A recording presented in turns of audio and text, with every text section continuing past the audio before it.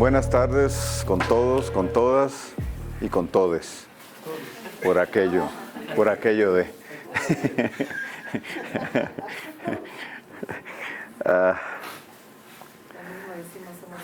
Qué bueno volverlos a ver.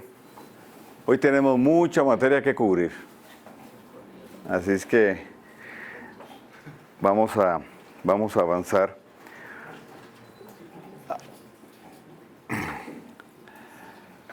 A medida que vamos desarrollando el seminario, pues más cosas van surgiendo, ¿verdad?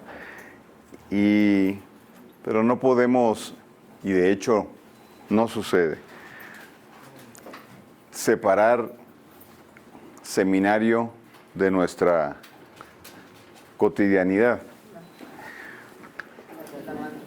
Porque yo siempre he creído que cuando se dan seminarios como estos, estudios como estos, independientemente que en esta ocasión lo esté dando yo, el Espíritu de Dios siempre le da seguimiento. Él trabaja 24 horas. Entonces yo siempre digo que termina una clase, la clase que doy yo, pero continúa la clase del Espíritu de Dios. Y eso es lo hermoso de esto, esa conexión que tenemos cuando hacemos algo que está alineado con el tiempo del Eterno. Porque no sucede siempre, ¿verdad? Ha habido 538 mil millones de seminarios y congresos y todo, y no todos, ¿verdad?, se alinean con lo que el Eterno quiere hacer. Y cuando eso ha sucedido, siempre ha habido un resultado, ¿verdad? No solo gente que es activada, que va más allá del conocimiento, sino también hay una repercusión, ¿verdad?, en el lugar donde se establece. Por muchos años dirigimos escuelas proféticas y una vez el Eterno me habló de que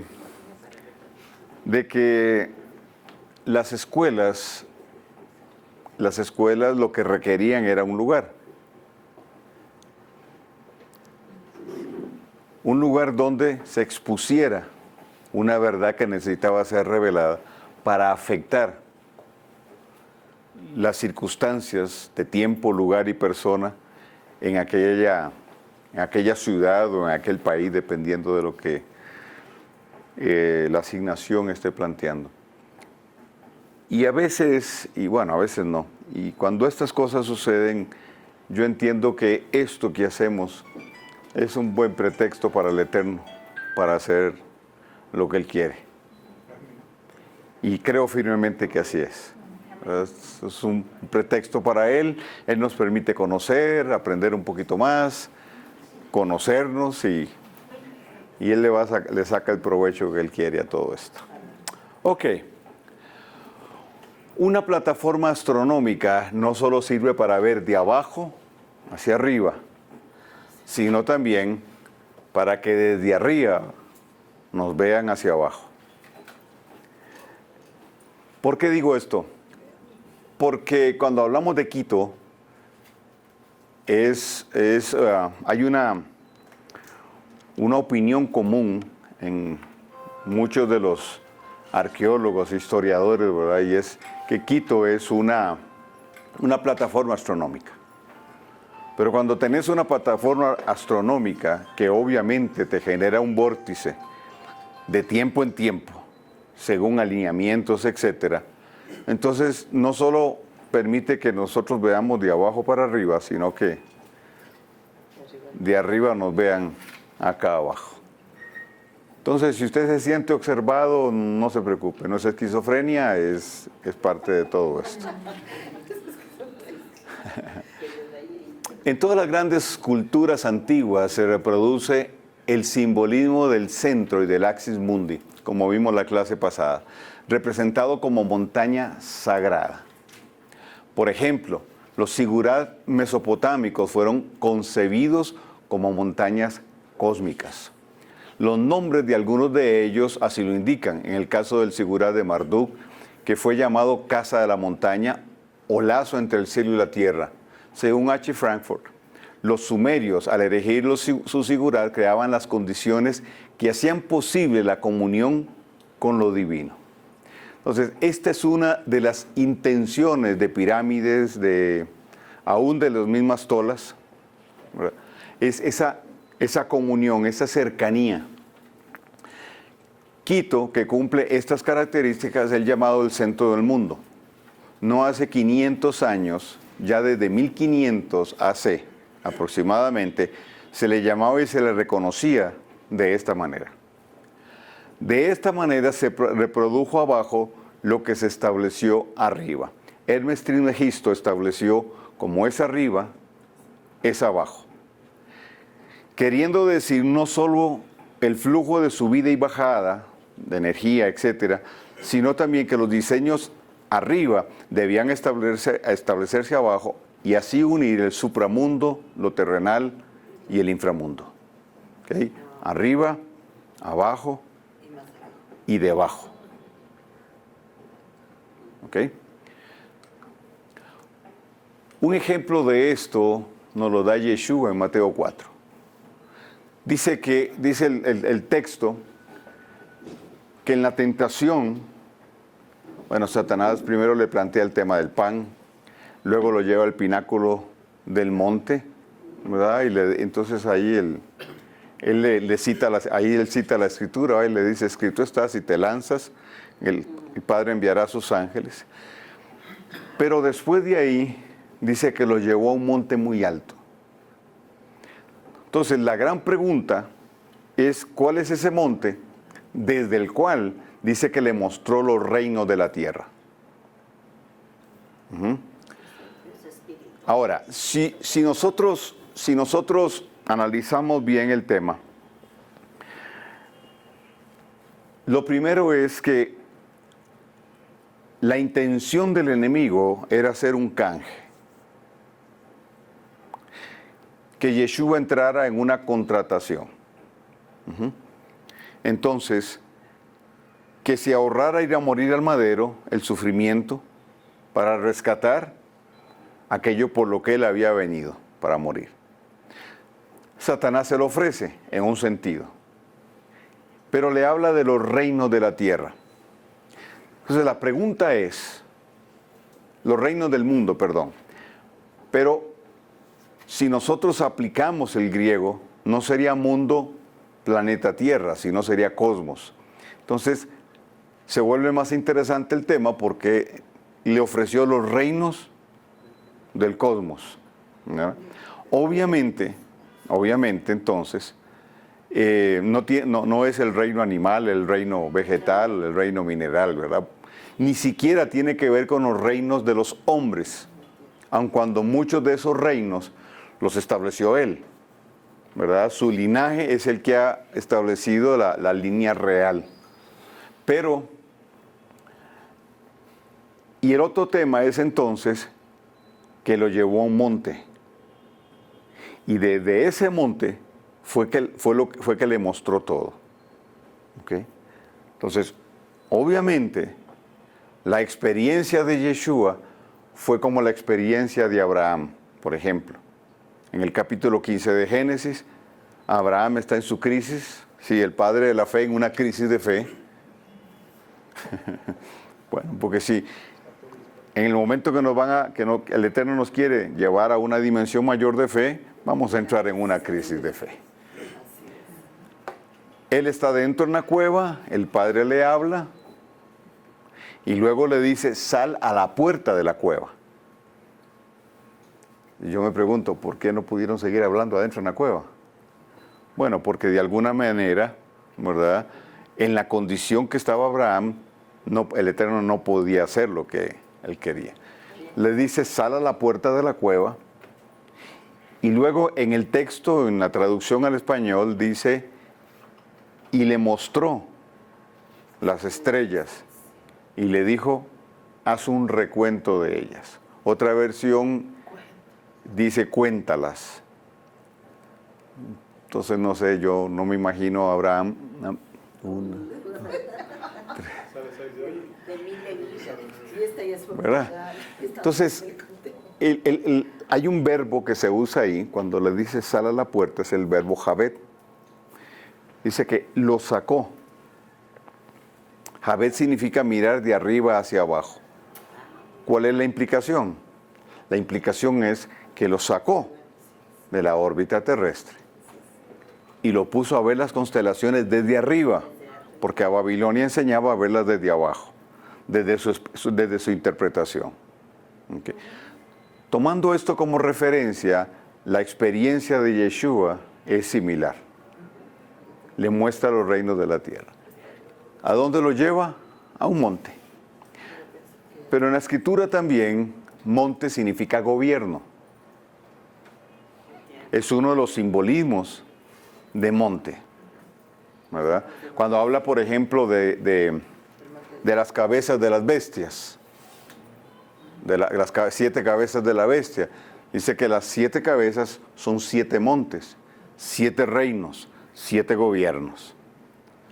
Entonces, lo que Luzbel, Satanás, hace es llevar a Yeshua y desde el trono, desde el lugar donde él está sentado ejerciendo gobierno, le muestra todo y le dice, ok, yo voy a compartir la silla con vos. Pero el requisito es que rindas lo que sos, lo que tenés y lo que representás. Me lo rindas a mí. Ok, entonces, monte. Quito es establecido como un lugar alto, un monte, alineado con el cosmos bajo un diseño constelar y astronómico. Entonces, si estamos en una plataforma astronómica, si estamos en un axis mundi, ¿sí? Y estamos en un monte, y no monte en el sentido, ¿verdad?, natural, sino en el que ya hablamos, estamos hablando en un lugar desde donde se ejerce gobierno. Estamos en un lugar alto. Uh-huh.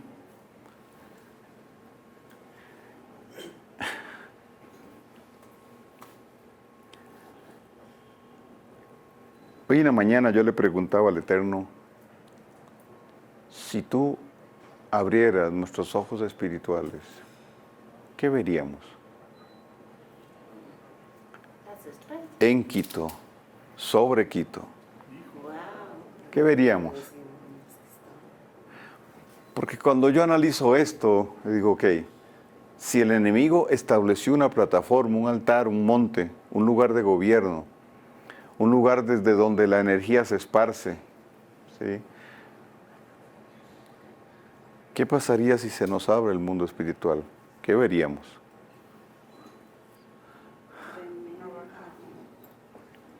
Las tolas son edificaciones, dice la historia, con fines funerarios, de vivienda, y no todos creen que tienen fines astrológicos geográficos.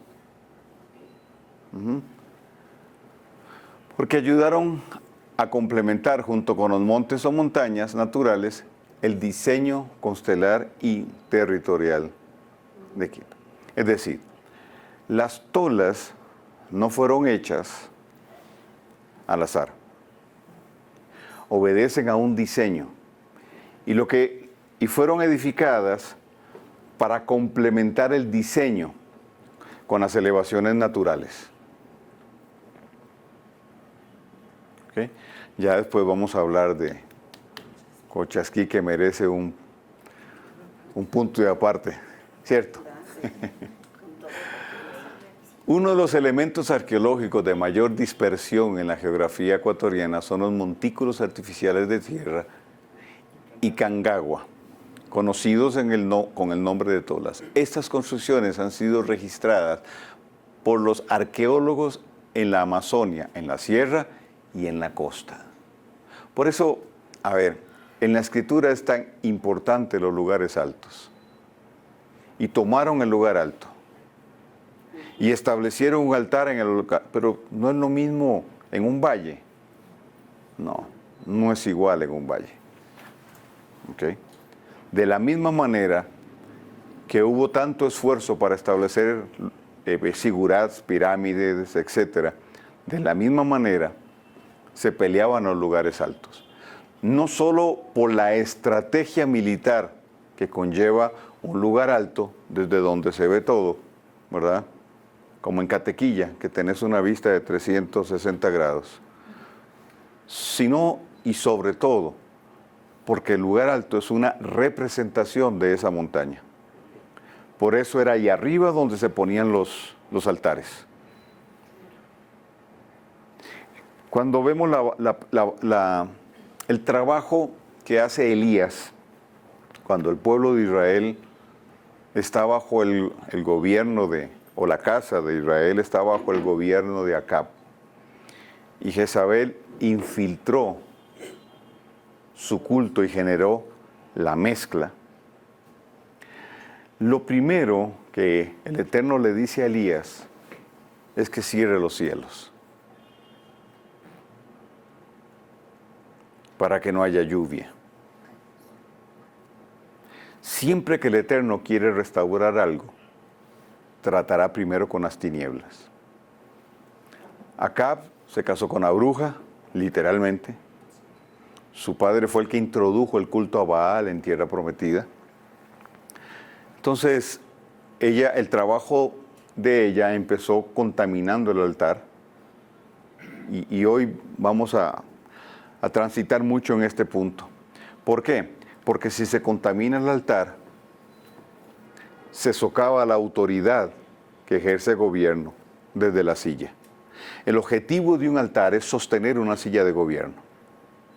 Entonces no existe, en mi opinión, gobierno sin una silla, sin un altar que lo sostenga. No existe, excepto sea del Eterno. Pero aún así, nosotros vemos el mismo principio. Yeshua muere en un altar, como el mayor sacrificio de adoración que ha habido y que habrá. Y en su resurrección se cumple el Salmo 110. Ven y siéntate a mi diestra, hasta que ponga a todos tus enemigos como estrado de tus pies. Entonces, el altar es la plataforma para establecer la silla de gobierno. Pero con Jezabel envuelve, seduce a Acab y poco a poco va reduciendo su capacidad de gobierno, haciendo uso de su falta de carácter. Y para socavar su carácter, simplemente aprovechó los problemas de niñez que él tenía. Porque era un hombre caprichoso, inmaduro, y cuando él quiso la viña de Nabot, y Nabot, ¿verdad? Dijo, no, señor. Oiga el principio. Nabot dijo, no se vende ni se cede la tierra que se conquistó con sangre. Si Israel lo hubiera aplicado, no tendrían la bronca que tuvieron hoy, que tienen hoy. Entonces, ¿qué es lo que hace Jezabel? Bueno, le compra al chiquito ¿verdad? Porque él hace un berrinche, se va y se acuesta, se vuelve al rincón y no quiere comer. Entonces ella llega. Llegó Jezabel y dijo, ay papito, ¿qué me le pasa al chiquito? A ver, Dudu, sí, ¿qué tiene? Y él le dijo, es que Nabot no me quiere vender la viña. Ah, no, papito, eso lo arreglamos. ¿De verdad, mamá? Digo, sí, bueno. ¿Y qué hizo? Dame el anillito ese allá nada más. Eso yo te lo resuelvo. Cuando ella tiene el anillo en su mano, ella consiguió lo que quería. Autoridad. No para ella, sino para entronar a Baal. Ahora Baal es señor de la tierra. ¿Ven lo serio del tema? Por eso el enemigo no puede prescindir de ese tipo de culto hoy. Y menos aquí. Entonces, aunque pareciera que lo que hay son ruinas, realmente hay algo vivo. El enemigo no ha renunciado al lugar. ¿Qué cree que le pertenece? ¿Ok? ¿Qué es lo que hace entonces el Eterno?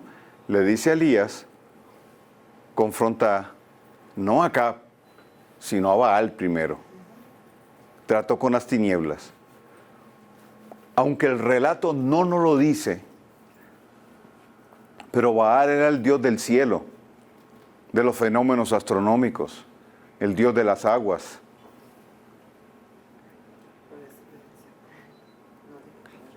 Queda entonces, queda como evidencia el que después de ese momento no hay lluvia. Es decir, algo le pasó a Baal. ¿Lo ven? Acab entrega la autoridad. Jezabel se la pasa a Baal. Y el Eterno, cuando quiere restaurar a su pueblo, primero trata con Baal, con la silla de autoridad. Luego confronta la autoridad de Elías. Luego va donde el pueblo, para luego confrontar a los sacerdotes del altar. ¿Dónde? En un lugar alto, el Monte Carmelo. Los montículos pertenecen a diferentes épocas y filiaciones culturales, siendo los más antiguos aquellos descubiertos en la aldea valdiviana de Real Alto, cuya cronología estimada es de 3000 años A.C. Los resultados de las investigaciones los identifican como montículos de uso ceremonial y muy probablemente es la función más recurrente a lo largo de la historia aborigen prehispánica. Esta tradición cultural milenaria constituye un ejemplo de arquitectura sencilla que evidencia la práctica de formas de organización social con diferentes grados de evolución. Ok. Geometría sagrada. La geometría sagrada, por definición, es el conjunto de conocimientos, hipótesis y tradiciones usadas en la planificación y construcción de estructuras religiosas como catedrales, templos, mezquitas, monumentos religiosos, altares, tabernáculos, así como en espacios de culto y en la factura de arte sacro. Es fundamental en la construcción de ciudades y la formación de diseños, usando la geometría para generar esos diseños, pasos energéticos, campos vibracionales y así pactar las ciudades y canalizar los flujos energéticos a favor de las tinieblas. Entonces podríamos pasar horas viendo fotografías de los lugares que hay en el planeta, ciudades, etc. Entonces solo puse uno porque es muy interesante el diseño. Esta es la ciudad de Burtash en Países Bajos. Perdón. Es demasiado, o sea, a ver. Eso no fue que el arquitecto dijo, ay, mira, no sé, me levanté en la madrugada, no tenía sueño y dibujé esto y mira, así salió, lo hacemos así. Usted puede ir a esa ciudad o a cualquier otra porque hay diseños impresionantes y pareciera que no pasa nada. Usted ve un montón de gente transitando, ¿verdad? Y usted no ve nada, naturalmente. Pareciera ser como que simplemente o fue un capricho, ¿verdad? O el orgullo de un arquitecto, o las ínfulas de un gobernante. Le dijo, hágame eso. Pero no. O sea, nada de esto es al azar. Aquí es entonces donde aplicamos y vemos el principio de Hermes Trismegisto. Igual arriba, igual abajo. Difícilmente algo como esto no está alineado con los cielos. En todo punto clave se estableció un rito de iniciación, un altar, antes de que fuera una ciudad importante. ¿Ok? Tiene que ver con el culto a los dioses descendidos. Culto a los dioses descendidos. O sea, este principio es general. ¿Sí? Si usted le pregunta a un masón sobre esto y él dice que no sabe, no es así. Si usted le pregunta a un brujo sobre esto y no tiene rango. ¿Sí? Porque ya les dije, ¿va? Bruja que se respeta, vuela en escoba, como Harry Potter. Sí. Hace unos meses atrás hubo en el país de Argentina, en Buenos Aires, una manifestación, llamémosle así, de brujas. Entonces, en un lugar abierto, estaban todas las brujitas vestidas de negro, ¿verdad? Y haciendo ahí ¿qué diríamos? Su ritual, a plena luz del día y delante de todo el mundo. Inmediatamente me entraron los correos, los mensajes de texto, ¿verdad? Diciéndome, Carlos Soto, hay que orar por esto. Pero con urgencia, nuestro país... Espérate, un momentito. Como dijo Jack el Destripador, vamos por partes. ¿Sí?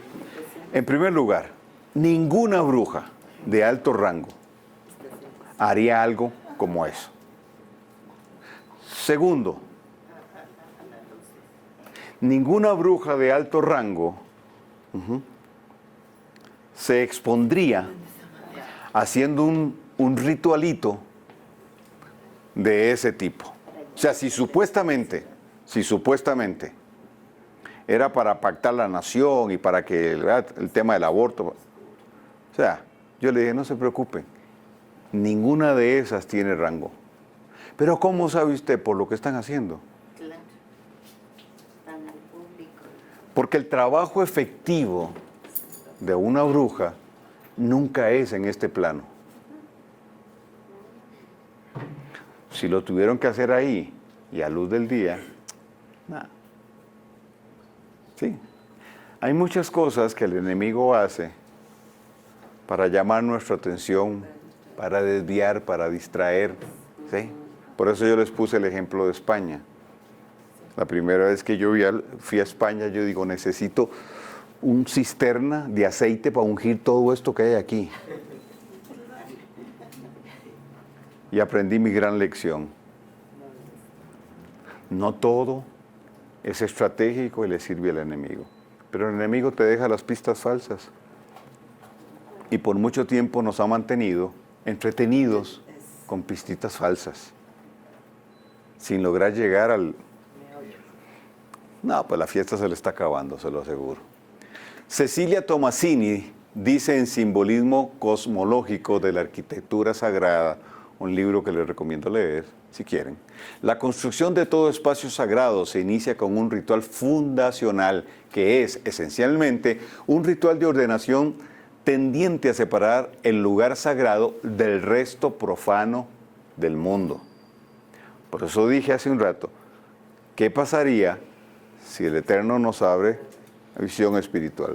Podríamos ver una separación. El primer paso de este ritual es el reconocimiento de un punto, un centro en el cual el hombre religioso percibe la manifestación de la divinidad. Es decir, no es al azar, es dirigido. La persona tiene que ser dirigido. Y dentro del rito de fundación de una ciudad, la persona, que dicho sea de paso, se hace muchos de esos se hacen con la primera piedra, rito masónico, ¿cierto? Entonces cuando yo veo que inauguran un templo y hacen el rito de la primera piedra, yo digo, que alguien me explique. Consagramos el templo del Eterno, pusimos la primera piedra, esa primera piedra es Jesucristo, vamos, eso no se redime, eso no es redimible.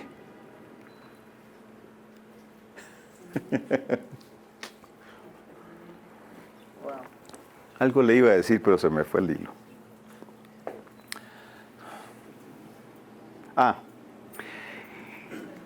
Que cuando se hace ese rito,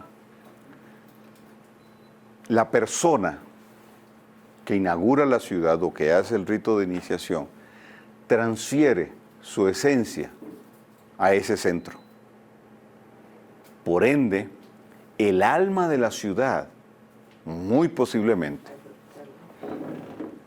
va a estar influida y determinada por la esencia de la persona que la fundó.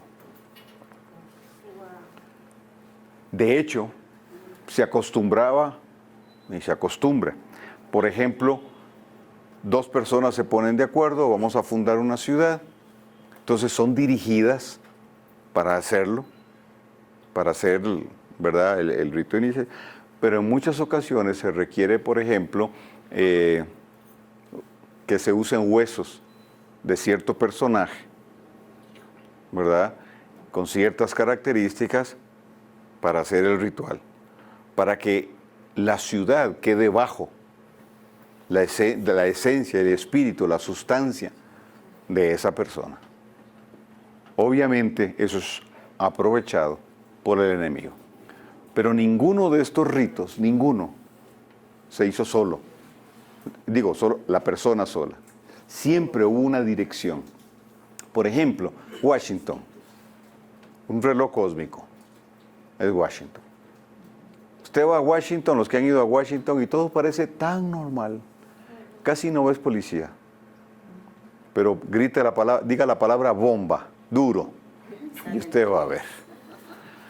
Pero lo interesante de la ciudad es que George Washington, que fue el fundador, él compró el terreno. Ese terreno, que dicho sea de paso es una colina, el dueño de esa colina le puso el nombre de Roma. Y el dueño del terreno era de apellido Pope, Papa. ¿Casualidad? Ninguna. Cuando George Washington hace el rito de fundación de la ciudad, porque él como buen masón conocía el tema, él lo hizo cuando la constelación de Virgo estaba alineada con la Tierra, con la ciudad. La ciudad entonces es consagrada a la constelación de Virgo. Y con la constelación de Virgo, las deidades femeninas. De hecho, la estatua de la libertad cabe en el Capitolio, justito. ¿Verdad? Y la estatua de la libertad no es ella, es él. ¿Sabían eso? Es el rostro de Alejandro Magno.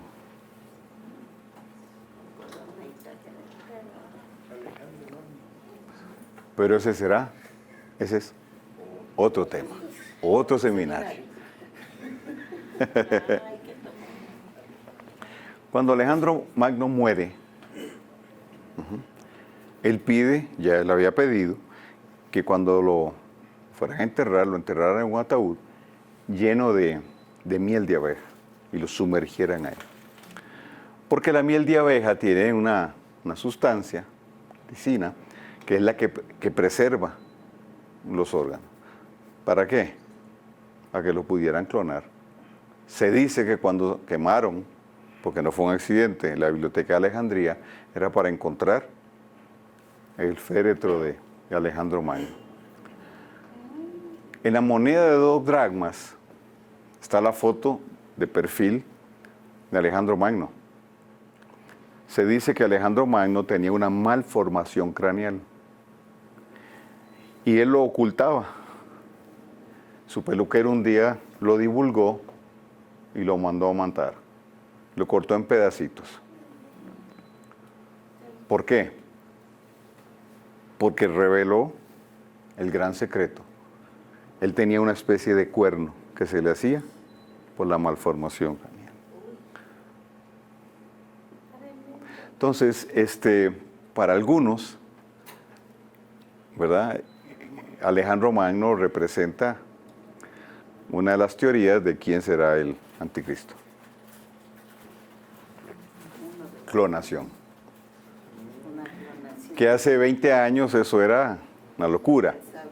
pero hoy, Ya es normal. Ya suena, hoy es una posibilidad. claro, ya suena posible. Bien, ok.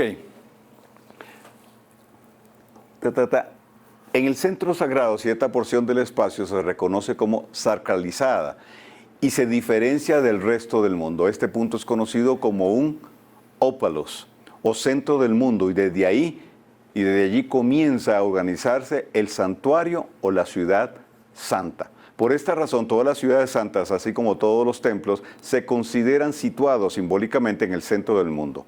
La región ordenada en torno al centro sagrado es un microcosmos.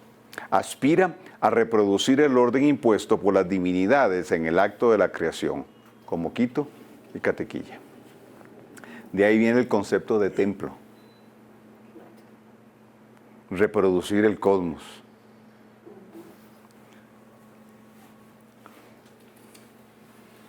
Por eso, la dependencia del templo. Entonces el pueblo del Eterno nos volvimos templocéntricos, pastorcéntricos y cultocéntricos. Que se generó una dependencia del culto cuando debimos haber trascendido a la cultura. Pero nos quedamos ahí, en el culto, esperando que suene la trompeta y el jet del evangelio pase.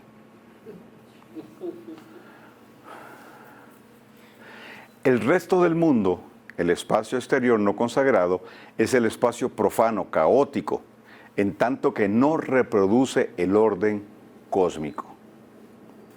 Entonces, en la construcción de este altar astronómico, de centro astronómico llamado Quito, originalmente los que vivían cerca del centro eran la cúpula, los pelucones de aquel tiempo. La gente de gobierno, los sacerdotes, los chamanes, eran los que vivían ahí y luego por anillos se iba distribuyendo el resto del pueblo. De ahí la importancia entonces de Jerusalén para el enemigo, el gran portal a los 7 cielos.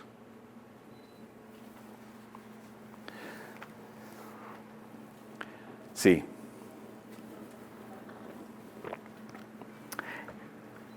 El Eterno estableció que se orara por la paz de Jerusalén, ¿cierto?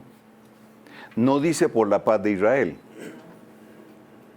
dice por la paz de Jerusalén. Jerusalén antiguamente fue una ciudad pagana. Cuando Melquisedec sale al encuentro de Abraham, se dice que Melquisedec era rey de Salem. Salem es el nombre antiguo, según los historiadores, de Jerusalén. Pero era una ciudad gobernada por paganos. Los nefilim estaban asentados ahí. Para el judaísmo, Melquisedec es Shem o Sem, el hijo de Noé. Claro, porque no leen hebreos, pero cuando van a hebreos entienden, ¿verdad? Que Pablo en Hebreos dice, ¿verdad?, que no tenía ni genealogía, ni padre ni madre, entonces no podía ser Sem. Obviamente, pues es Yeshua, ¿verdad? Pero no está hablando de esa Jerusalén, sino la celestial. Ahora, Apocalipsis también dice que en los tiempos finales Jerusalén se convertirá en la sinagoga de Satanás. Entendemos que entonces para esos tiempos el tercer templo se construirá y en mi opinión y mi interpretación, quien va a oficiar como un cohen, como un sacerdote ahí, será el anticristo. Luego Pablo dice que va a manifestarse como él es, se va a hacer pasar por Dios y luego se va a proclamar Dios. ¿Okay? Entonces la otra bestia es la que va a promover que sea adorado el antimachías, el anticristo. ¿Me sigue? Ok. Algunos creemos en la teoría de que el huerto del Edén estuvo en Jerusalén y no en Persia. Perdón, y no en Irak, ¿verdad? Porque muchos apuntan a Irak por el tema de los ríos. Pero bueno, hay argumentos para sostener la posición, la teoría de que el huerto del Edén estuvo en Jerusalén. ¿Ok? Interesantemente, es ahí, en esa ciudad, no solo donde Yeshua murió, no solo donde Él resucitó, sino y también el lugar donde Él pondrá sus pies en su segunda venida. ¿Ok? Entonces, si ese es el centro, y de hecho Ezequiel dice que Jerusalén es el ombligo del mundo, eso lo dice Ezequiel.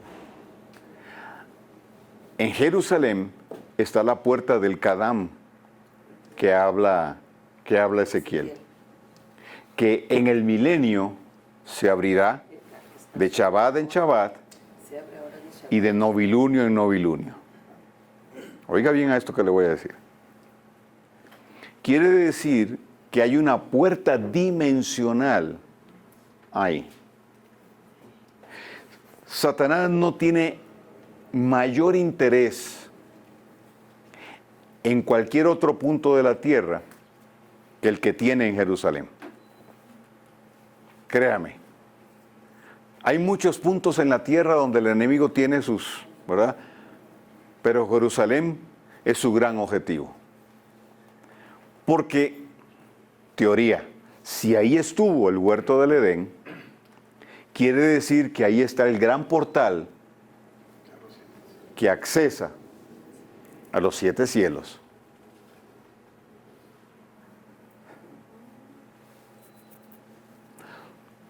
Todo portal trabajado, establecido de acuerdo a esta estrategia, permite el acceso de subir y de bajar. Si vamos a Génesis 28, vemos la experiencia de Jacob, ¿sí? Que tiene un sueño, su cuerpo físico cerró los ojos, pero su ser interior se activa para ver el Sulam Hashamayim. Así se llama, la escalera, que no es una escalera con gradas. Es un paso dimensional, es un vórtice que comunica lo divino con lo celestial, lo perfecto con lo imperfecto. ¿Y qué ve Jacob? Ángeles subiendo y bajando, no volando, sino desplazándose. Fuerza centrífuga y fuerza centrípeta, para atravesar la dimensión. Entonces, ese subir y bajar se da en los vórtices. Cuando el enemigo los crea, puede generar esta dinámica. Por eso es tan importante alinear el cielo, lo de arriba, con lo de abajo y con lo de más abajo. Porque ese axis mundi, ese eje invisible, se convierte en un vórtice.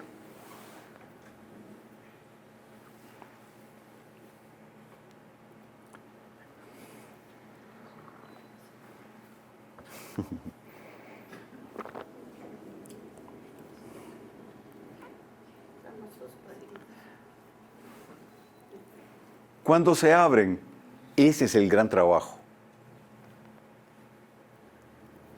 Ese es el tema que nos lleva a la batalla por el tiempo. No por los tiempos, porque no existen tiempos, solo existe un tiempo. Es la batalla por el tiempo. Es la batalla que empezamos a librar. Entonces, uno de los objetivos de este seminario es poder ubicar el tiempo. cuando opera el reloj astronómico con base en Quito.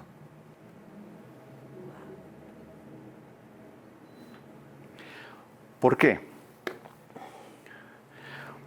Porque el reloj del enemigo genera inercia. La religión es inercia. ¿Qué es lo contrario a la inercia? La aceleración profética.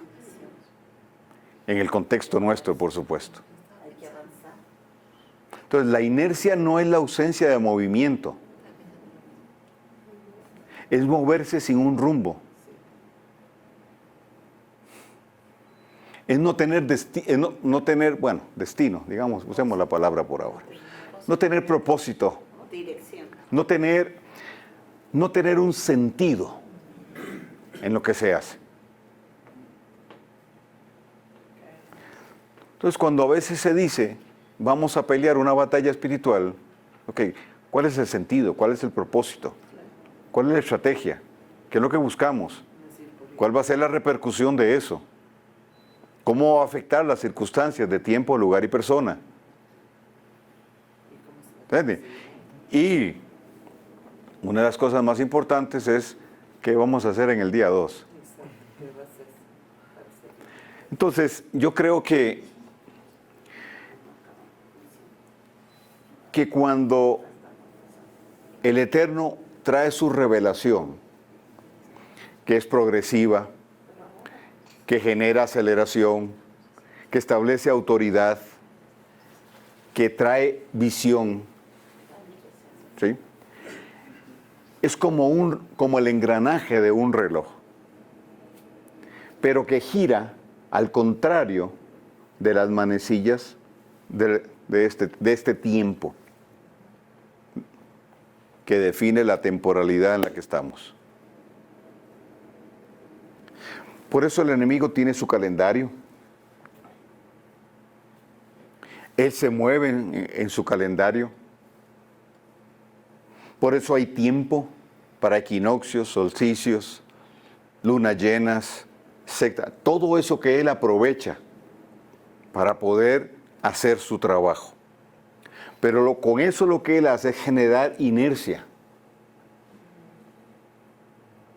Lo contrario a esto es lo profético, es la revelación profética del Eterno. ¿Qué es lo que provoca? Es como poner un engranaje sobre otro. Uno de los dos se va a romper. Entonces, cuando Yeshua dice que los tiempos serán acortados por causa de los escogidos, no está diciendo me los voy a llevar para que no se los lleve el diablo. No es eso lo que está diciendo. Lo que está diciendo es que aquellos que caminan bajo la luz de la revelación van a romper la inercia, quebrar la inercia del enemigo y darle sentido a todo este mover de acuerdo a lo que fue establecido en la Escritura. Entonces, en un sentido, nosotros debemos ser guardianes del tiempo para impulsar el cumplimiento de lo que fue establecido. La semana de Daniel, ¿cuándo empieza?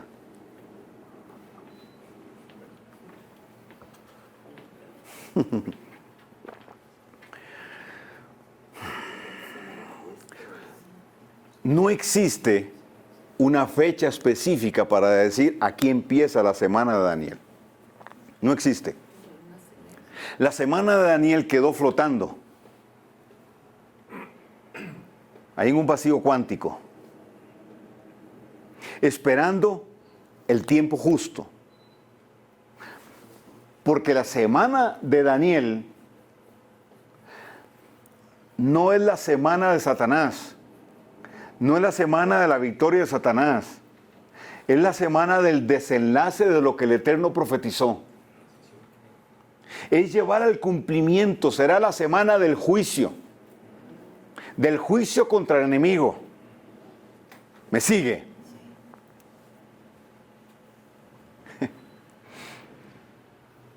es la semana que es el desenlace de un periodo de aceleración para llegar a ese ciclo, cerrando uno.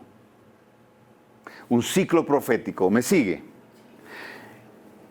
Esto podría seguir girando y podríamos llegar al 2050, al 2070, al 2090. Pero si nosotros nos alineamos con el Eterno y entendemos lo que en Génesis 1:28 el Eterno estableció y nos movemos en sus moedim, nos movemos en su tiempo, en esa medida habrá más luz y aceleración para sacar de la inercia, del estupor, del error a aquellos que fueron ya escogidos. Pero también de la misma manera golpear al enemigo y su sistema. Entonces no hay nada que el enemigo pueda hacer para que esa semana no se cumpla, excepto retrasar el proceso. Y claro que en su esquizofrenia aspira a subir acá, para cumplir lo que en Isaías 14 él dijo, subiré. ¿Verdad? Y entonces, cuando yo digo eso, subiré, yo le digo a Satanás, you witch. Y como dicen los gringos, yeah, right. ¿Me explico? Sus aspiraciones son reales. Él ve posibilidad. Si no, ¿qué sentido tendría que él hiciera todo lo que hace? Entonces, si él trabajó, invirtió tanto desde la caída de Adán para construir, hacer de todo esto un escenario para este desenlace y poder ascender, entonces es impensable que esto que vemos aquí, en esta tierra, sea simplemente ruinas arqueológicas.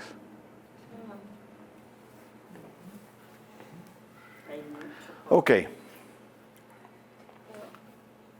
La incorporación de cada ciudad incaica era ocasión de una creación simbólica, según los rituales de fundación que ordenaban el caos y la incorporaban al cosmos o mundo ordenado de la divinidad.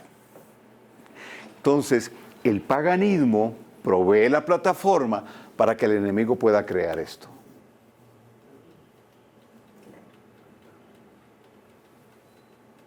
Entonces, Quito está incorporado al cosmos. Ahí hay un igual arriba, igual abajo.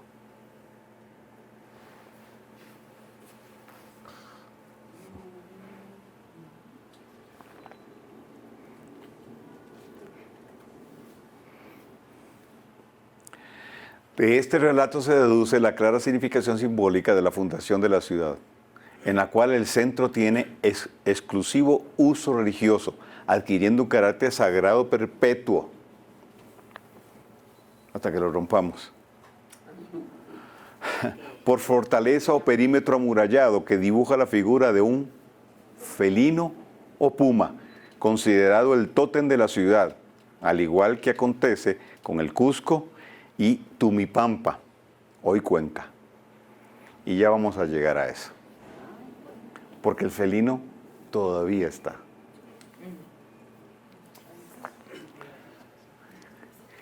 Ese es Quito. Ahí usted no ve bien el felino, pero aquí sí. Sí.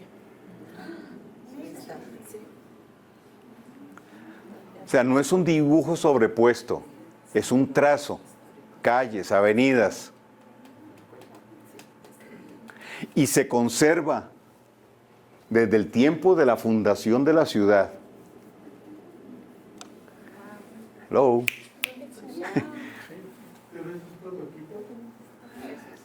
Esto es todo Quito, el Quito hoy. Pero aquí está el Quito original, el centro. Sí. Centro histórico está Desde el centro histórico. Ok. Sí, perdón. Perdón. Nosotros hace un tiempo que había diputado, nos llegó información, hicimos ya un acto profético también ahí, porque vino un escultor, entre comillas, europeo, que hizo unos tótems de piedra y los ubicó justamente en la línea con la columna vertebral esa y están en varios parques de Quito. Son Exactamente. los monolitos. Exactamente. Yo tengo ahí los mapas, tengo las ubicaciones, el significado de los... Hicimos un acto. Y ahorita llego ahí. Sí.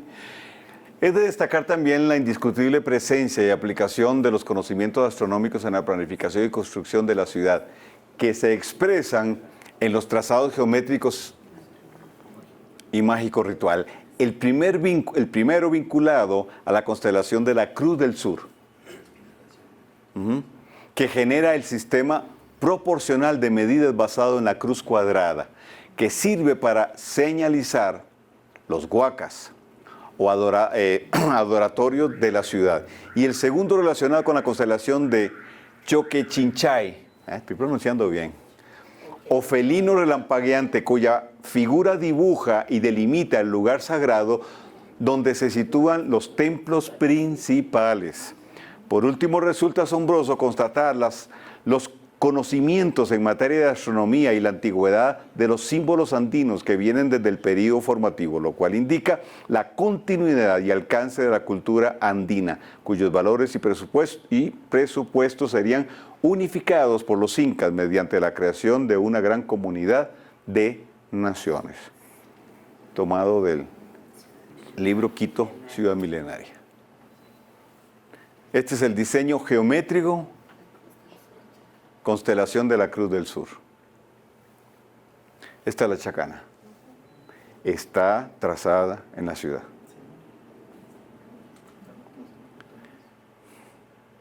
Y esto tiene que ver con el diseño mágico ritual, la constelación de Choquechinchay o el felino.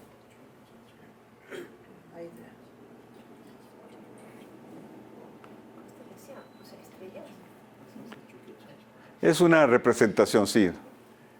La figura obviamente no está, ¿verdad? Pero las estrellas. Y luego voy a hablar de cómo está conformada esa constelación. ¿Ese nombre es de dónde? Choquechinchay. ¿Lo puedo hacer acá? Sí.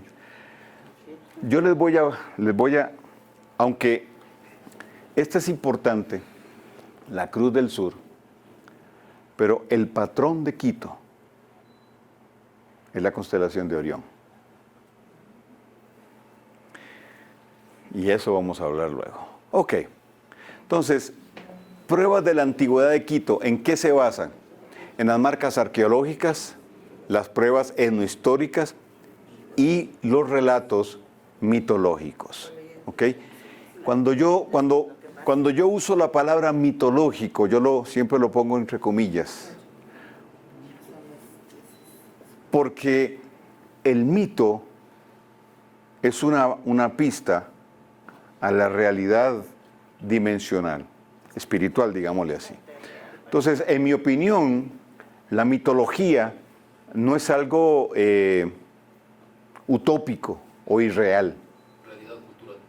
O una realidad cultural y espiritual. Ok. Ahora, el agua. Un elemento clave. Porque sin agua no hay cosmos. Entonces vamos a hablar de la geometría mágica y el agua. Leviatán, el espíritu de las aguas y los dioses antiguos. El mito Inca Cara y el agua. Quito, antiguamente está rodeada por 2 lagos que servían de límites. Vamos a hablar de eso. El agua tiene la especialidad de memoria y conciencia. Tiene la capacidad de configurar su geometría en función de aquellos elementos que están en ella y de todo aquello que entra en contacto con ella. Es decir, el agua guarda la memoria, guarda la información, la frecuencia y la energía de todo aquello que entra en contacto con ella. Por eso les dije, virgen que se respete, tiene agua cerca. ¿Sí?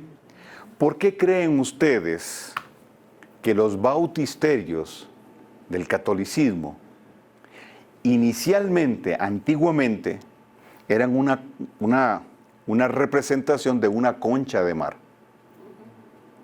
Las iglesias. Porque las deidades femeninas, todas emergieron de las aguas. Entonces, el bautismo católico, que viene de Babilonia, es una consagración de la persona a la deidad femenina. Y si me da el tiempo, hoy vamos a ver la relación que existe entre la deidad femenina y la deidad llamada Leviatán y el gobierno y el altar. Ok. La ciudad de Quito está asentada sobre aguas subterráneas, proveyendo condiciones ideales para el centro energético que es.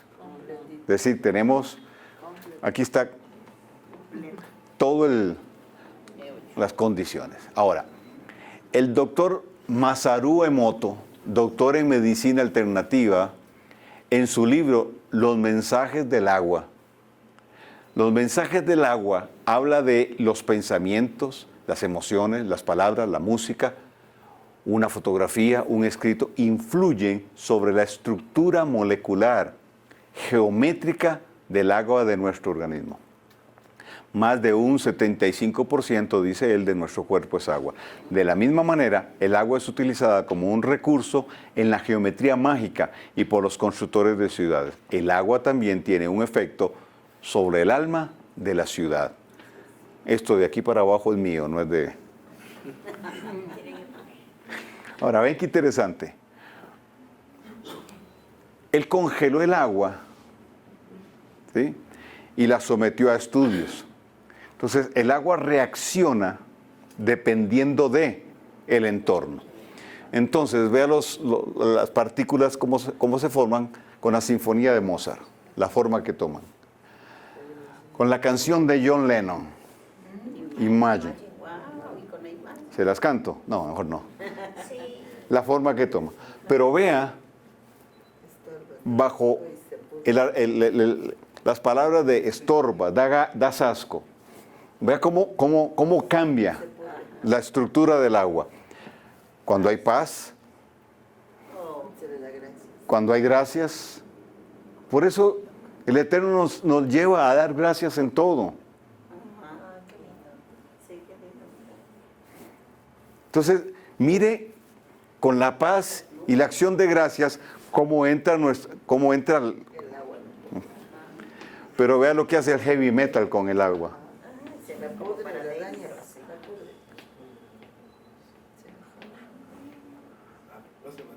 Ahora, piense por un momento que ustedes caminan sobre el río subterráneo de agua. Bueno, ahí vamos. El agua en la historia ancestral y el diseño. Existe una relación entre nombres de monumentos de líderes indígenas en la historia de Quito y el imperio inca con el agua. El universo andino dependía de la recirculación de la energía, es decir, el agua. Esto bajo principios de interacción establecidos a partir del lago Titicaca, relacionado con el origen del universo. El mito establece a Viracocha Pacha, despacio, deme tiempo, Pachayachachi, como el creador de todas las cosas, como lo indica su nombre.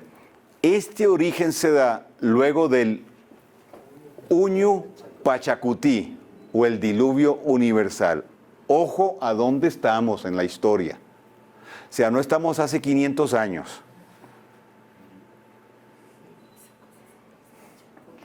Pacha significa espacio, tiempo, y también se refiere al mundo entero.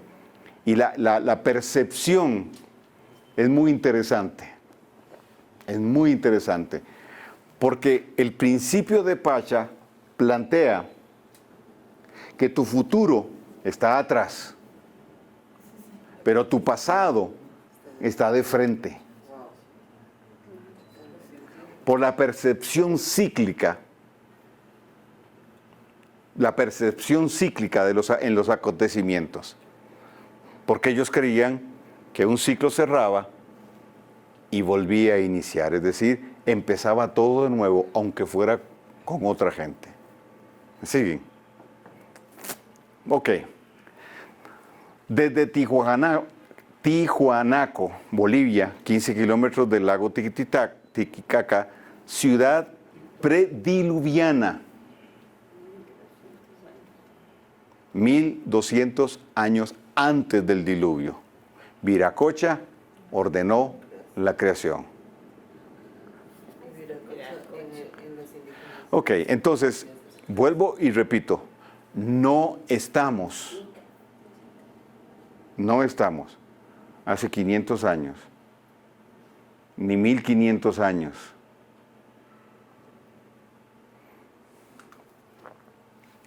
Los mitos son alegorías que deben ser interpretados. En la cosmovisión y cosmología andina, la cual es cíclica, Titiwiracocha, Pachayachichi, Pachayachachi, es la fuerza vital que anima la vida, asociada a la circulación del agua, su memoria, capacidad conductora de energía, etc. Hay una relación lingüística entre Titiwiracocha, la deidad que emerge del agua para crearlo todo.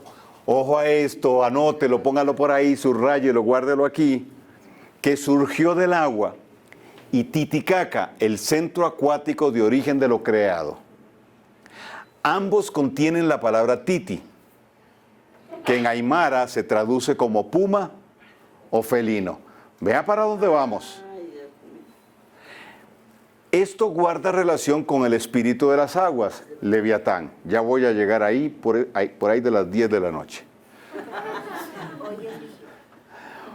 Una de las fiestas en el calendario litúrgico era la de Koya Raimi, celebrada en el mes de agosto, relacionada con Viracocha, por la aparición de las lluvias. Al dios Baal, al igual que Viracocha, se le llamaba el dios de la lluvia. Yo le voy llevando para establecer la relación, para que vea que esto no es algo aislado de todo lo que el enemigo creó. Ahora, yo vuelvo a repetir, repito, recalco, subrayo, remarco. Para mí, Satanás no es como lo han pintado. ¿Ok? Entonces el Drácula, que el hombre lobo, ¿verdad? Que el tipo aquel de cacho, no. O sea, repito, esa es la parte vulgar de Satanás. Detrás de eso hay un ser inteligente. Él fue el sello de la perfección, lleno de toda sabiduría. O sea, ¿ok?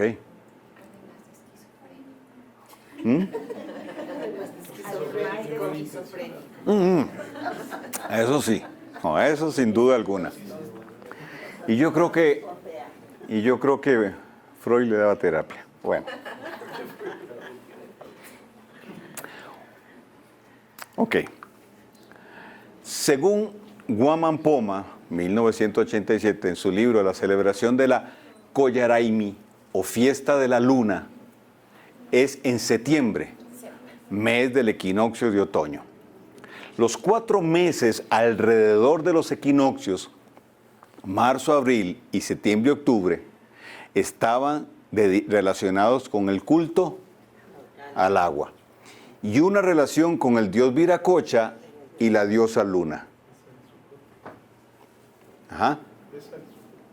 Ok. Sí, a eso. En estos 2 meses y estos otros 2 se establecen 2 de las grandes fiestas del Eterno: Pesaj y Sukkot. Entonces, no es casualidad. Porque Sukkot, que normalmente se da entre septiembre y octubre, es la fiesta de las aguas.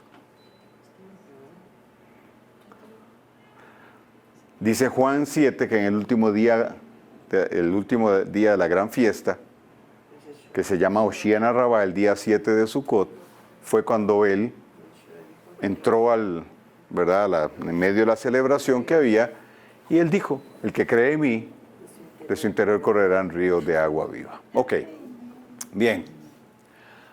Hay una relación en la mitología andina entre el felino, jaguar o puma, con la luna.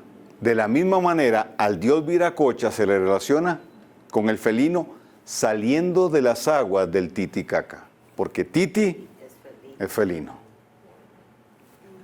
Según las conclusiones de expertos, el dios o héroe Viracocha fue en origen un dios lunar, es decir, un nefilim, aunque posteriormente se relaciona y adora bajo el símbolo del sol.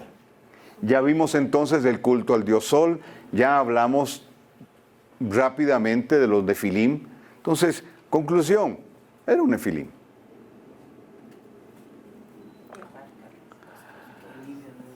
Las aguas, el Tejom y Leviatán. Y aquí es donde la cosa se pone buena. Estamos frente a una dualidad y dos deidades. Leviatán, el dios de las aguas y el gobierno, adorado bajo el símbolo del sol en todas las culturas antiguas. Es el padre del error y generador del vacío cuántico de la luz y la Torah. Ahora, no siga leyendo. Présteme atención aquí. Cuando yo voy a la Escritura me habla de tres deidades principales, tres príncipes. Leviatán, Astarot y Apolión. Estos tres príncipes operan en el calendario que el enemigo estableció cíclicamente. Porque Satanás necesita la alternabilidad en el poder, porque no puede sostener una batalla continua. Porque él depende de la energía. ¿Sí? Y hay quienes le estorbamos en ese sentido. Entonces lo que han hecho es repartir o dividir el año secular, el calendario secular, en 3 ciclos de 4 meses, donde cada una de estas deidades está al frente. Entonces, de febrero a mayo, la deidad femenina. Mayo es el mes de la Virgen, de la deidad femenina, de Semiramis. Por eso está el Día de la Madre ahí. Luego viene junio, julio, agosto y septiembre, donde opera Apolión. Si usted revisa en la historia, la mayoría, una gran y enorme mayoría de los fenómenos y catástrofes que se han dado, fenómenos astronómicos, catástrofes, muertes, guerras, accidentes de aviones, se dan en este ciclo. Si usted revisa en las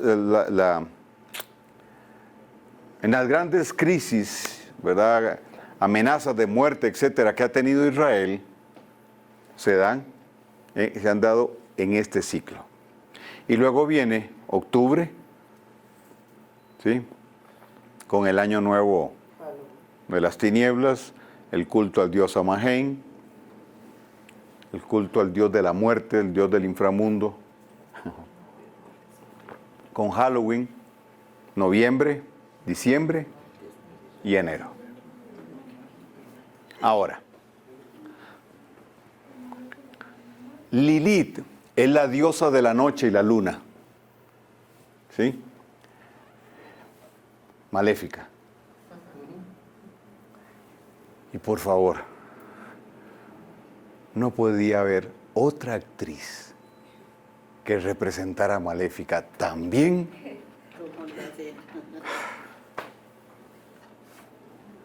Ah, sí. El papel le quedó tal cual.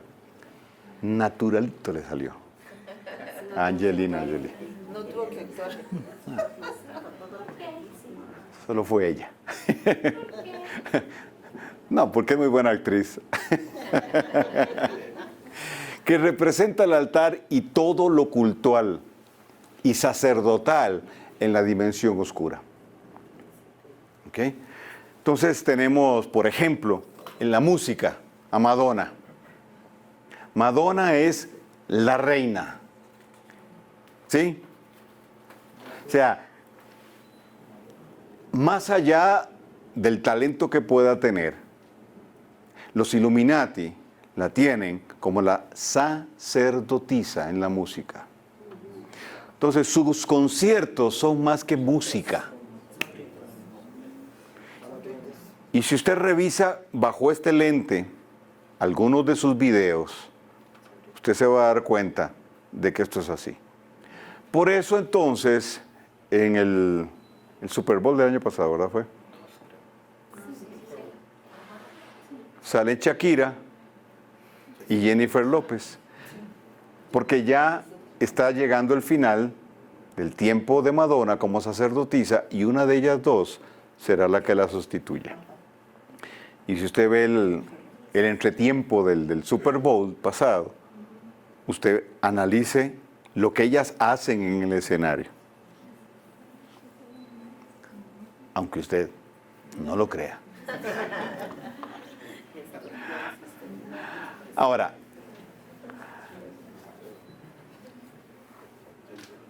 tanto la deidad femenina como Leviatán y los espíritus y las representaciones que tienen que ver con las aguas. Son manifestaciones de la misma deidad, Jailel, estos tres que mencioné, porque junto con Apolión, el dios del inframundo y del caos terrestre, conforman la triada dorada en todas las culturas. Todas las culturas han adorado una triada. Y aquí me voy a meter. La Trinidad es un tema pagano. No existe un pasaje en la Escritura que corrobore el tema de la Trinidad. No, es que Carlos Soto dice que 3 son los que dan testimonio en el cielo y 3 en la tierra. En el cielo el Padre, eso no está en los textos y manuscritos más antiguos. Ni en el Códice Sinaítico ni en el Códice Vaticano dice tal cosa. ¿Ok? Y si hubiese Trinidad, en el contexto del judaísmo se hablaría de ello. Y no se menciona, ni la menciona Pablo, ni la menciona Pedro.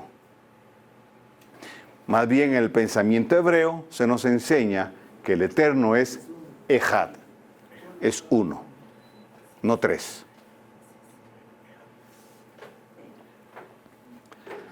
Ahí le dejo para que estudie. Y dicho sea de paso, quien introduce el tema de la Trinidad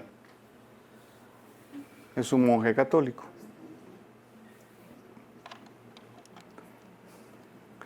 Tertuliano. O sea, es una construcción de las escuelas griegas y gnósticas de donde nace la teología. Y todos ellos, teólogos, los mal llamados padres de la iglesia. Todos ellos. Crisóstomo, Tertuliano, San Agustín, todos ellos. Que son padres, los padres de aquella iglesia. Sí, nos engañaron, nos mintieron. Apóstol, ¿qué son los tertulianos? ¿Qué creían eso? ¿Perdón? ¿Qué son los tertulianos? ¿Tertulianos dijo? Tertulio, de Tertuliano. Tertuliano fue un monje, un sacerdote, llamémoslo así, católico, Pero eran del cristiano. católicos. Sí, del catolicismo, bueno, lo que llamamos hoy catolicismo romano. Ok, ahora vean. Junto a los ángeles caídos, los Nefilim, emergen de las aguas, del Tejón, para luego llenar la tierra de la ideología de Babel, el sistema luciferiano, la idolatría y los demás pecados que contaminan la tierra, y así utilizando al hombre para sus fines y trazar sus estrategias territoriales y cósmicas. Ahora déjeme y le explico. ¿Qué es el Tejón y de dónde lo saqué? Cuando Jailel se revela, Luzbel, Satanás, Mefisto, Mefistófeles, Taitán, como quiera llamarle, de hecho, el nombre Taitán, de ahí es que viene la palabra titánica. Por eso aquel dijo, ni Dios podría hundirlo. Y el Eterno hizo así, le tiró un cubito de hielo y chao, adiós el barquito. Cuando él se revela, recordemos que en su rebelión, su intención era subir a lo alto. El Eterno envía a Miguel, se da la batalla y él es arrojado de arriba. ¿Okay? Y dice que es lanzado a las partes bajas de la tierra. ¿Ok? La traducción al hebreo usa la palabra Tehom.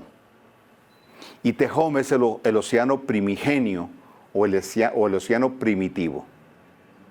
Es decir, Satanás fue encarcelado en una prisión dimensional acuífera. Entonces fue limitado en tiempo y en espacio. Y cayó de la fuente del conocimiento. O sea, se desconectó. ¿Ok? Entonces, en ese plano, el enemigo está en prisiones de oscuridad. ¿Sí? ¿Cuál es la consecuencia de la rebelión de Luzbel? Génesis 1:2. En el verso 1 dice, y el Eterno creó los cielos y la tierra. Punto. Él la creó. Verso 2 dice, y la tierra estaba desordenada, vacía, y las tinieblas la cubrían. Entonces, muchos sostienen que el verso 2 habla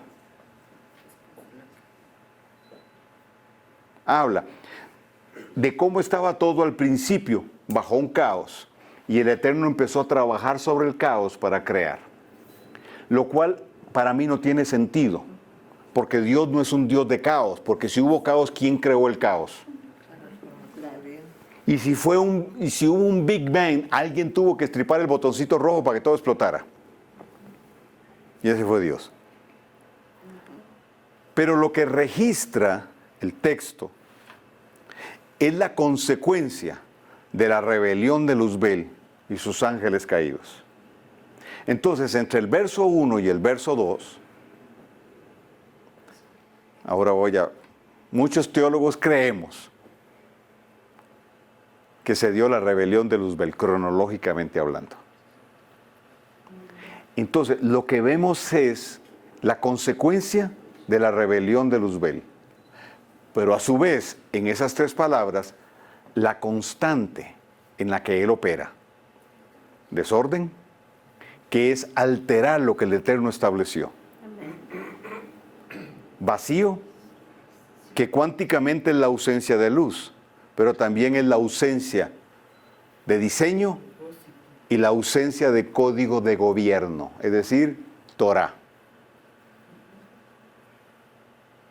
¿Me sigue? Y 3, tinieblas, que es la palabra Hoshech en hebreo. Entonces, Hoshech no es, se fue la luz y quedamos a oscuras. Estamos en tinieblas, no. Tinieblas en el pensamiento hebreo, rabínico, es como 1000 noches en una.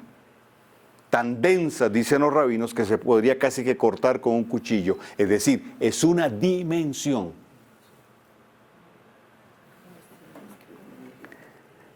Es una dimensión. Entonces, el desorden genera la perversión. ¿Qué es perversión? Sacar algo del camino. El proverbista dice que sin visión profética el pueblo se pervierte, no se desenfrena, se pervierte. Es decir, sale del camino, sale del trazo del Eterno. ¿Qué provocó en la creación la rebelión de los Bel? Que se saliera del trazo, quedara en tinieblas, se perdiera el diseño y fueran anulados los códigos de gobierno. ¿Para llevarlo a qué? A las tinieblas. Y tinieblas, si es una dimensión, genera un estilo de vida. Es error. Entonces, tinieblas es igual a error. ¿Qué es lo contrario a la verdad? La mentira.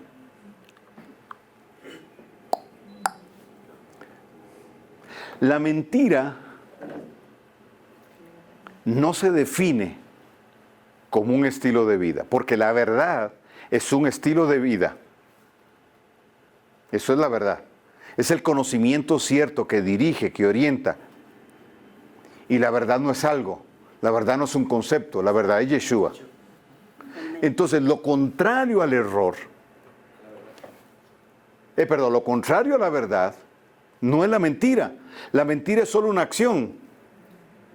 El error es una conducta, es un estilo de vida que se define a partir del alejamiento de la verdad.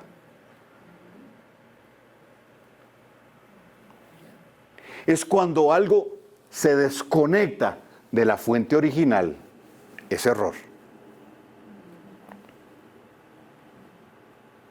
Es un estilo de vida contrario a la verdad. Sí. Entonces el mandamiento no es no mientas, sino no camines en error. No, está bien, no mentir como una acción. Pero el conjunto de todas esas acciones contrarias a lo que la Torah dice es lo que se define como error. La palabra Torah, que es la palabra original para la escritura, es una palabra compuesta de arco y flecha. Es decir, es apuntar y dar en el blanco. Y por eso el no dar en el blanco. Ok, entonces, el error no es ni siquiera no tener arco y flecha, sino girar, darle la espalda al Eterno y a su Torah para vivir según San me da la gana. Ese es un santo. Podríamos decir entonces que mucho del sistema religioso, si bien puede no vivir en una constante de mentir, pero sí está viviendo en un error, Claro, sin caer en el pecado de mentir. sí. El sistema religioso es un sistema de error. Y claro, al final es una mentira, pero es un sistema de error. Entonces, una persona puede ser un buen creyente, diezmar, ofrendar, ir a... y un área de su vida podría estar en error. Sí. Yo he conocido gente muy hermosa, pastores, creyentes, gente fiel, y enseñaban que la mujer no tiene ministerio, que la mujer no puede predicar. Porque Pablo dijo que en la congregación la mujer calle. Pero cuando nosotros vamos al contexto original, al contexto judío, que es donde se da aquello, Pablo se está refiriendo a que en el Shabbat, cuando se junta todo el pueblo, y viene el tiempo de la Gemará, que son las discusiones rabínicas, esas discusiones rabínicas se hacían y se hacen con base a la parashá de la semana. ¿Qué es la parashá? Esdras dividió la Torá en 54 porciones para ser leída una porción por semana. Entonces, en el Shabbat se discutía sobre la porción que correspondía. ¿Me sigue? Entonces, en la sinagoga, en el salón principal, estaban los hombres. Y a un lado, con una pared intermedia, las mujeres. Esa pared tenía como una especie de huequitos, ¿verdad?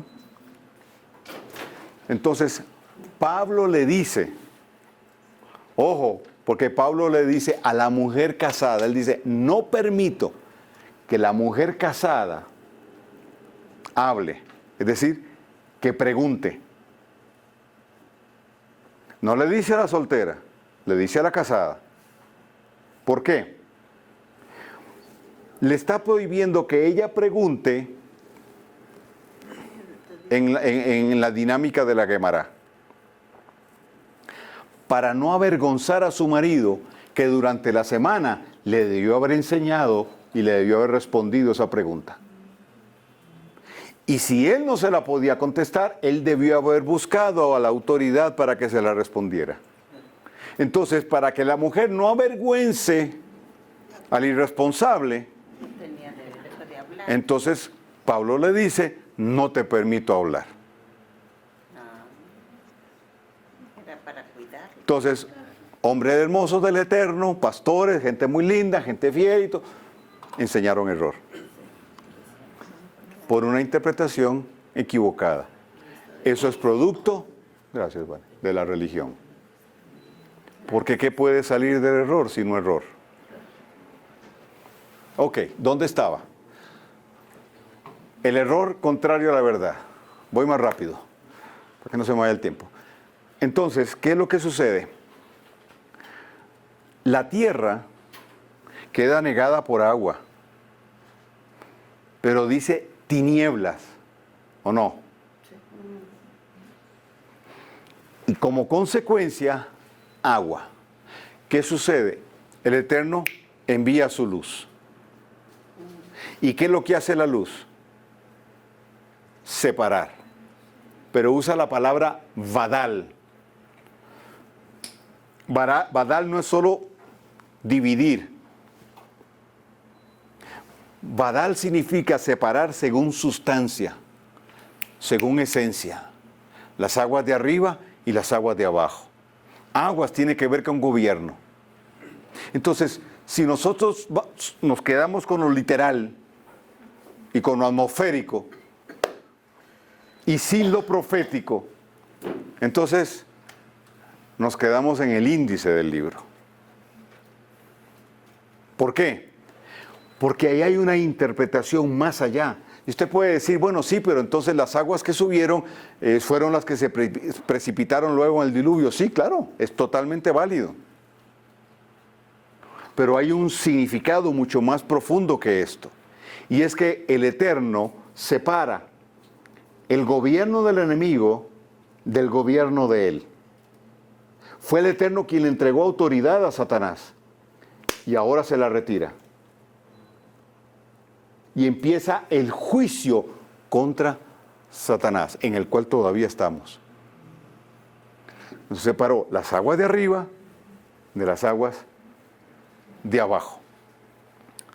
Luego entonces viene el tema del huerto. Adán y Eva hacen lo que hacen y el enemigo toma ocasión. Entonces él emerge de las aguas, de aquellas prisiones acuíferas, para establecerse sobre el globo terráqueo, sobre tierra firme, y empezó a preparar la plataforma a través de lo cultural, a través de los trazos, usando las líneas ley, etcétera, para unir el cielo con la tierra y el ascender. ¿A dónde? Al tercer cielo. Ahí es donde Pablo lo dice. Y establecer los vórtices para subir y bajar.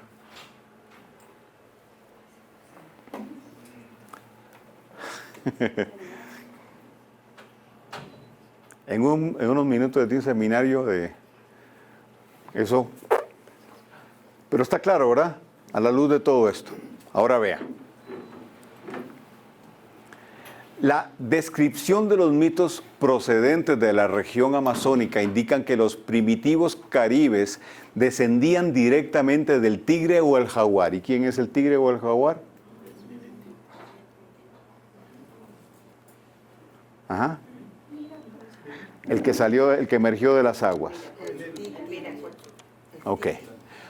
Por otra parte, el mito del Epientembo, narrado por los indígenas del noreste amazónico, establece el origen de la constelación de Orión. Las investigaciones sobre este mito han desvelado la relación astronómica entre Orión, la Cruz del Sur y la constelación Ombatapo, además de su vinculación con la estrella de la mañana, las Pléyades y la constelación de la parrilla, algunas de las cuales forman la constelación del felino. Ahora, mi posición es que cuando se nos habla de dioses, aun cuando sea dentro de la mitología, se está haciendo referencia a los nefilim, los dioses de la antigüedad y su descendencia. Una referencia a esta la vemos cuando se dice que los caras descienden del tigre o jaguar, Viracocha, un nefilim.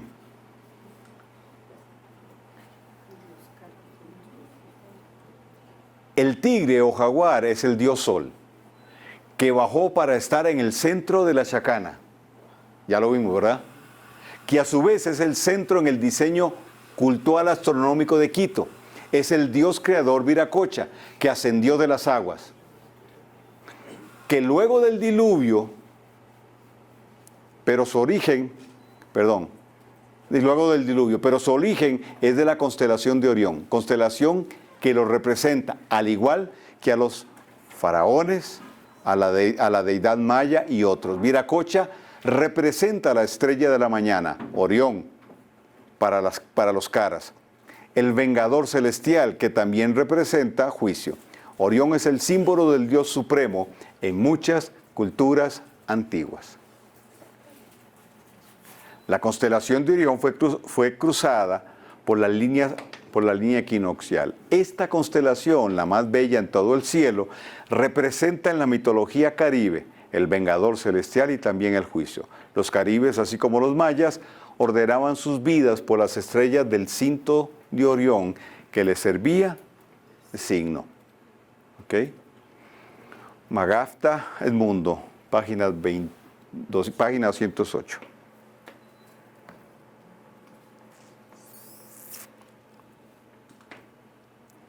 El arquitecto Diego Velasco sostiene que la constelación rectora de Quito es Orión, por estar en el centro de la Tierra.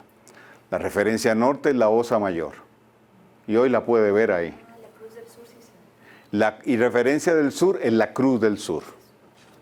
Este y oeste son la salida y ocaso del sol. ¿Ok? Las pirámides de Cochasquí y su relación con el agua. En la lengua Safiki, que es una lengua prediluviana, significa agua frente a la mitad o agua en la mitad. Es el punto donde se asoma el sol en el solsticio del 21 de junio. La relación entre Viracocha, el agua y Orión, con Leviatán, no es casualidad.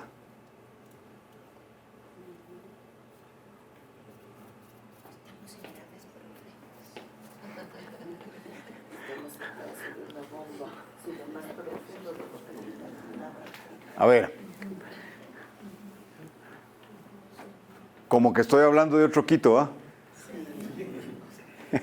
De hecho es otro Quito. Eso se llama verdad paralela. Eso se llama verdad paralela. Es como camina la hormiga por un puente. Diga que este es un puente. Usted y yo lo cruzamos por arriba. Y la hormiga también. Solo que la hormiga puede recorrerlo por debajo. Esa dimensión paralela es de la que estamos hablando. Que aprovecha este espacio en el que estamos.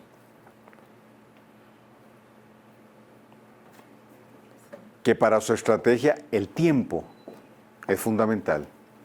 Por eso entonces se mueve en los fenómenos astronómicos que marcan y determinan tiempo. Utiliza la energía de la Tierra, generando desde arriba gobierno. Ahora vea esto, quedan 10 minutos. En la mitología de Oriente Próximo, Baal significa Señor.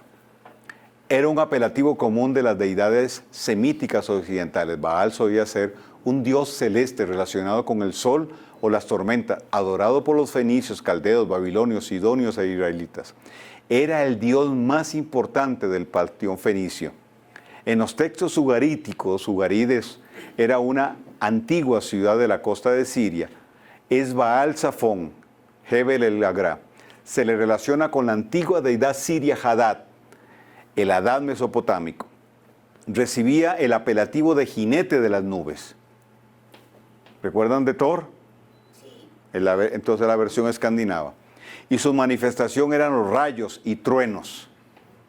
En los textos del Ras Shamra también se alude a Baal, llamado también Aliyam Baal, como Zebul, príncipe, señor de la tierra, Dios de las aguas de abajo, de la lluvia, Dios del inframundo.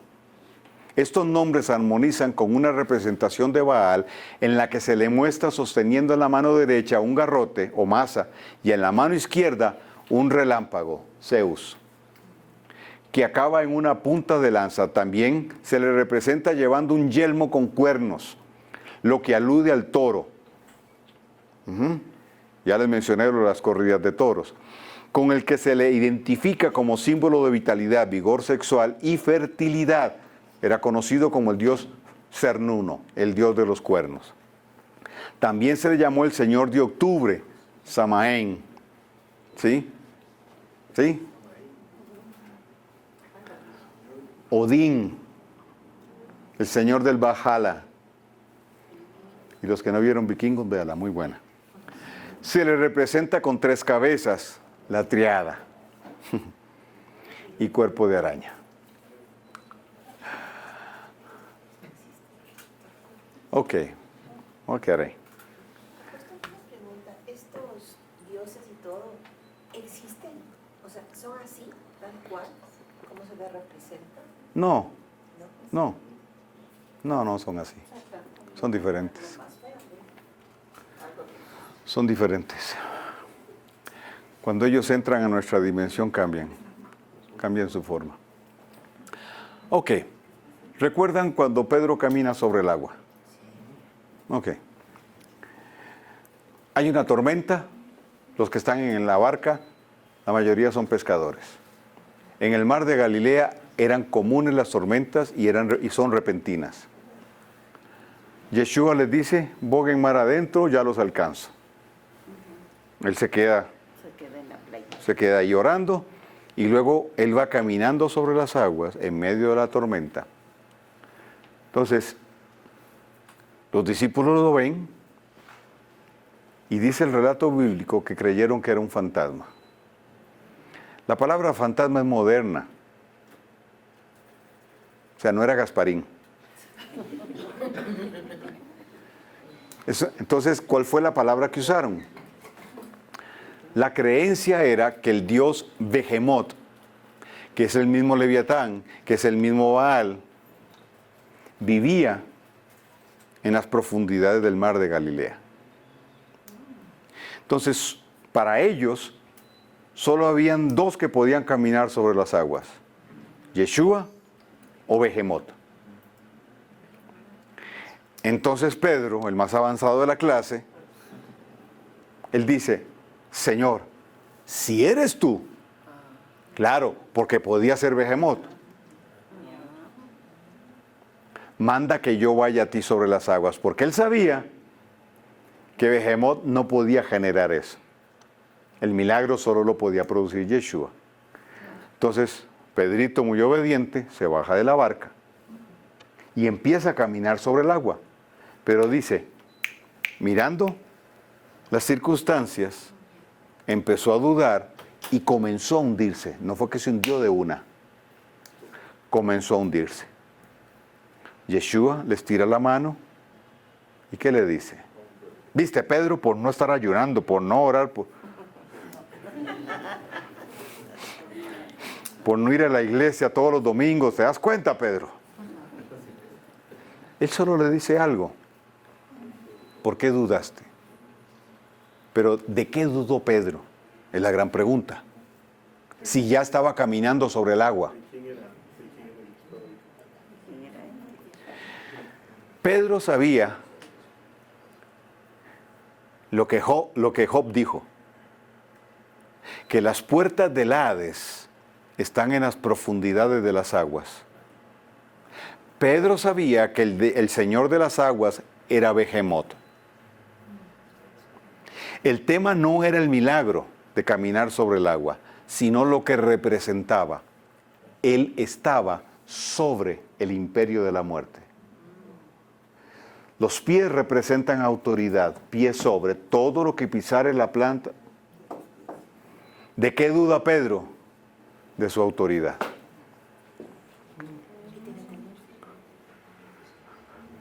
Yo, Pedro, en autoridad sobre.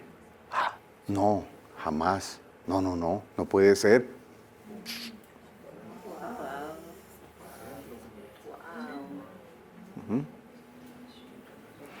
¿Quién era Behemoth? Baal. En el Monte Carmelo se da una confrontación. Elías contra Baal. Primero, cierra los cielos.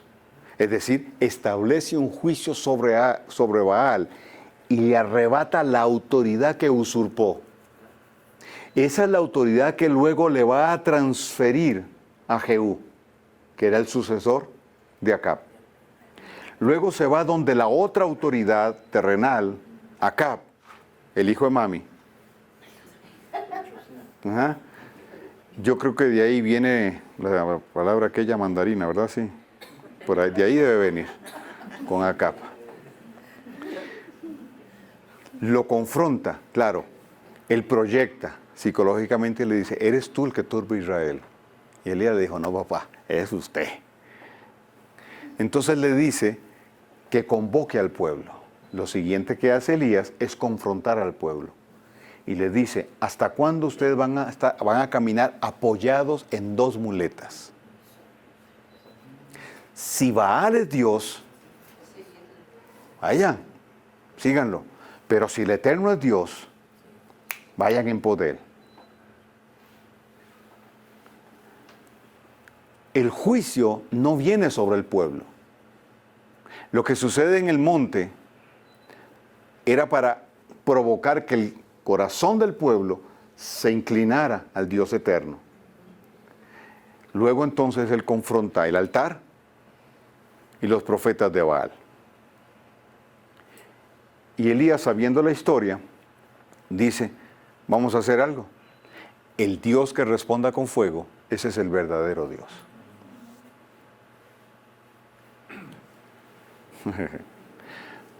Pero la señal era que el fuego tenía que descender de arriba hacia abajo, no de abajo hacia arriba, porque los profetas de Baal hacían fuego extraño, es decir, un truco, de abajo hacia arriba. De un pronto a otro el altar estaba ahí con fuego. Bajo esa pauta no podían hacer trampa. Llegó el mediodía y no pasó nada. Elías empieza a burlarse literalmente de ellos. Cuando le toca el turno a Elías, él dice, abran una zanja alrededor del altar y traigan 4 cántaros de agua. Luego pidió otros 4 y luego pidió otros 4. ¿Por qué no pidió los 12 de una vez? Porque Elías quería demostrar algo y proclamar algo. 4 en hebreo es puerta. 8 es nuevo comienzo. Y 12 es gobierno. Lo que Elías estaba proclamando en el Carmelo, en ese altar astronómico, en ese punto de contacto entre el cielo y la tierra para que Satanás y su gente subiera y bajara, Él estaba diciendo, hoy se abre una puerta para un nuevo comienzo, para establecer un nuevo gobierno sobre Israel. Eso es lo que el Eterno quiere hacer aquí en Quito.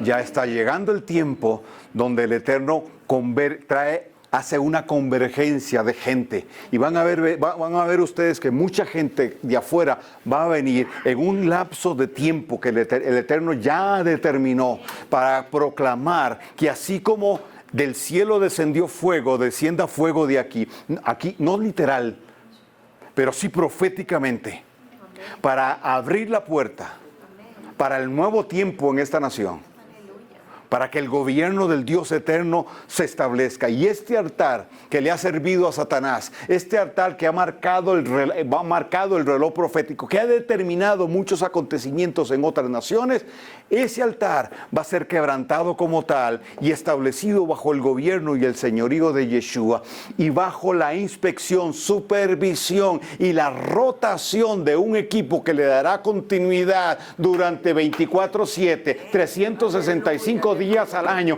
Ese lugar no será más frecuentado por chamanes, y si frecuentan el lugar se van a enfrentar a la columna del Dios eterno que estará establecida, porque Él dijo que esta nación sería un lugar de refugio para muchos en los tiempos finales.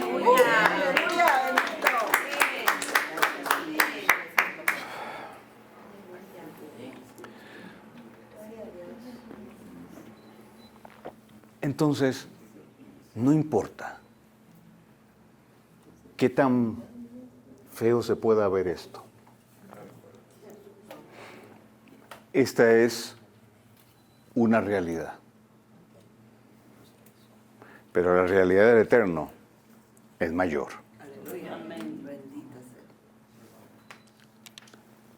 La tarea en esta semana va a ser que el Espíritu del Eterno nos permita ver desde Efesios 2:6 lugares celestiales, esta nación. Porque yo le aseguro que usted no va a ver todo este diseño que le he mencionado y muchas cosas más que hay. Usted va a ver el diseño del Eterno. Aleluya. Y ahí es donde tenemos que centrarnos. Un diseño integral. Cielo, tierra, personas. Para levantar la plataforma que el Eterno quiere. Nos vemos en... Sí, doctora. Una pregunta, Capito. Es decir, que podemos ver en tres dimensiones, ¿no? El diseño del enemigo, lo que vemos normalmente, y el diseño del Señor. Exacto. Se ve claramente. Pero que nosotros estamos aquí para establecer lo del Señor aquí. Y en ese sentido yo pienso que muchos debemos de haber tenido muchos sueños. Por ejemplo, yo vivo en mi barrio. Y yo sí he tenido sueños y visiones de otro barrio. Digo, pero este no es mi barrio. El que yo veo es un barrio hermoso. Es un barrio precioso donde yo vivo. Yo pienso que esos son los diseños que el Señor quiere seguirnos mostrando para traerlos acá. Exactamente. Exactamente. Yo pienso que todos debemos de haber tenido esos sueños. Pero es hermoso en mi barrio, como el Señor, cómo está ya hecho mi barrio, es hermoso.